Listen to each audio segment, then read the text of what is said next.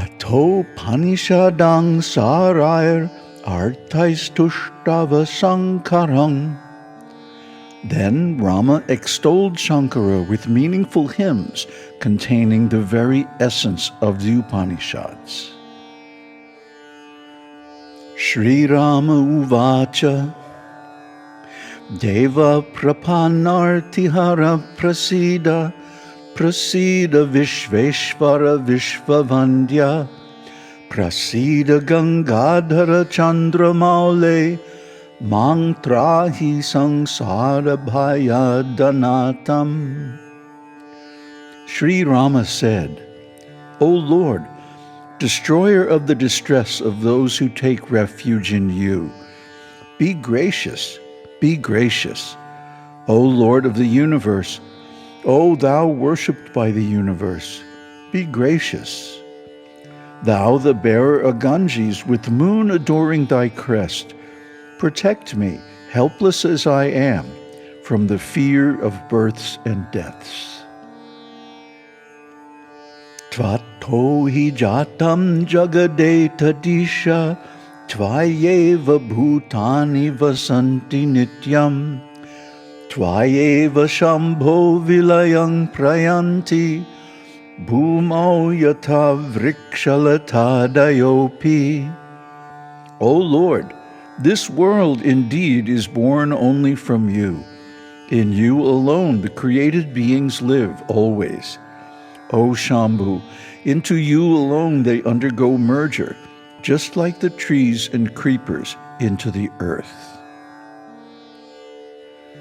Brahmā Indra Rudrascha Marudganascha Gandharva Yakṣas Sura Siddha Saṅgha Gangadi Nadyo Varunalayascha Vasanti Shulingstava Vaktrayanktre. O wielder of the trident, Brahmā, Indra and Rudra, the group of Maruts, the Gandharvas, Yakṣas, Asuras, the community of Siddhas, rivers like the Ganges, the oceans, all of them live in the midst of your person. Tvanmayaya kalpita mindu maule tvayeva drishyatvamupaiti vishvam brantya jana pashyati sarvametach chuktau yata raupya mahingcharajau. O moon-crested one, everything is illusion projected by your Maya. In you alone the universe attains perceptibility. The common people see all this mistakenly, just as silver is mistakenly seen in mother of pearl, and as a snake is seen in a rope. Namaste. So, in these verses, Rama, who is now enlightened, praises Shiva, and his words are of the same quality as the Upanishads. This is true of anyone who becomes enlightened. Once the self is realized, one can speak as the self, as Brahman. And of course, the wonderful examples of this are in the Shiva Gita and Bhagavad Gita, where Shiva and Krishna, respectively, speak as Brahman, or what Brahman would say if he was inclined to speak. Of course, Brahman actually has nothing to say. But from our viewpoint, there is a lot that can be said about Brahman, or speaking as Brahman.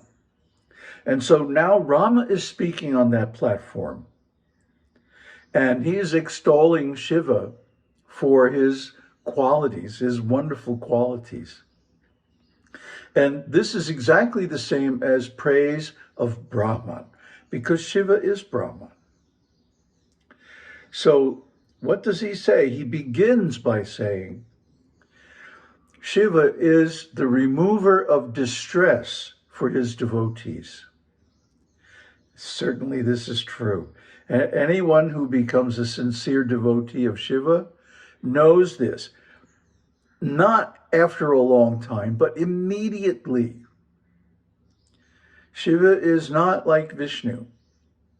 Vishnu takes a long time to be satisfied, but Shiva can be satisfied immediately, even by just a little service.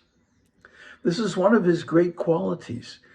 He responds in real time to the devotee. Well, because he is the devotee. And when we finally realize this, the ego steps aside and says, all right, Shiva, you take the controls. I'm just along for the ride. Shiva gladly assumes responsibility for the devotee's existence, thoughts, feelings, activities, and so on. And since Brahman is bliss, one becomes bliss. One experiences great bliss. I mean, you can see it in the countenance, in the presence of the devotees who have realized something, isn't it? So this is the symptom. This joy, this bliss, ananda, is the symptom of one who has realized, jivan mukta, that he's no longer affected by the little nagging problems of material life, because he knows these are just maya. Actually, the whole thing is maya. It's all a big joke. And only one who is comfortable with taking complete shelter of Shiva can get it, can know it for what it is. It's all fun. It's all his play, his sport. Then he says, he's worshipped by the universe. And this is another way of stating what we said earlier, that the form of Shiva is Brahman reflected in Maya. The universe is Maya because it's temporary. It's not 100% real. Well, it's not unreal either, but its reality is like that of a mirage. It's an illusion because it only exists temporarily. So just like the snake, in the example of the snake and the rope, causes real distress to the person who sees it. Similarly, the material world causes real suffering to the beings who think it's real. And the cure for this, of course, is seeing that it's not real. I mean, it's only real as an illusion. Just like the snake in the rope and the snake. Its reality is that of a projection, an imagination, a hallucination. So if we accept the world on that basis, then it's not such a big deal, you know? I mean, it's beautiful, isn't it? The world is beautiful all by itself. It's when people get involved with thinking that it's real, they drag it down and make it ugly. That's the problem. The only problem in the world is this identification with matter, thinking that matter is real, that matter is the self, that matter matters. It doesn't. It's just a dream. I mean, just like when we wake up in the morning, the dreams that we had last night simply evaporate into thin air without any residue, except maybe we're scratching our heads, man, that was a crazy dream. The same way, this material world is like that. Think about all the friends you had and the friendships and relationships you had with teachers and so on when you were a child.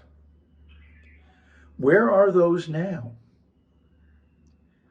they vanished as if they never existed, and all that's left is a memory.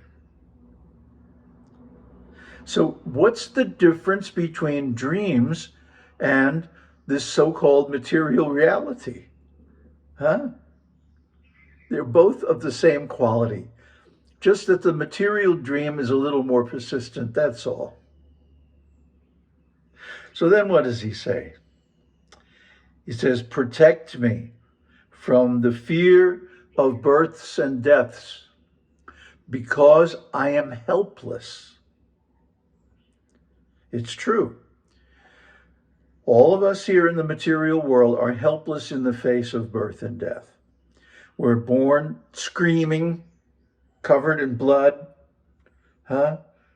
It's a mess. Everybody's freaking out. It's a big trauma for everyone involved. And thrust into this world without any idea what it's all about, in ignorance. And we have to somehow piece it together and understand the real story. That's a challenge. That's what this life is all about. And those who reach the conclusion that aham brahmasmi, and on the way to that, the conclusion that Shiva is the Lord, they get the real prize. They get the result. They get the actual object of life, which is self-realization. Because the whole universe is created for the purpose of Brahman's self-realization. As he sees himself reflected in Maya, all the qualities that Maya manifests, an innumerable, infinite number of qualities, are all derived from Brahman. So in this way, Brahman gets to see his, not his reality exactly, but his potentials. And this allows him to know himself to a greater degree than just the fact that he exists. But even though that's also wonderful, still, this is a deeper level. And so the whole material world exists for the purpose of self-realization. And if we align ourselves with that purpose, everything goes very well. There are so many difficulties, so many sufferings and problems that are silently removed when we accept the purpose of self-realization. And it's hard to say what they are, because it's hard to cognize something that's not there. Only by comparison with when it is there can we know that it's even gone. It's such a strange world, because everything ultimately merges back into Brahman at the end of the universe, if not before. So all of these manifestations, and there are thousands of them, millions, uncountable, infinite number of manifestations, all live inside Shiva. This is Rama's realization. This is his vision, and this should be our vision too. We should see like this because this vision leads to liberation. And other ways of looking at it do not. So that simply right there is the reason why you should be doing sadhana. You should be doing puja. You should be studying the Vedas and Upaniṣads. You should be meditating. You should be sacrificing, performing austerities, and so on and so forth. All the activities recommended in the Vedas are nothing but aids to self-realization. So that is how we see the universe when we are aligned with Shiva. And that angle of vision is ultimately what gives us the liberation from all suffering. Aum Tat Sat. Aum Shakti Aum. Aum Namah Shivaya.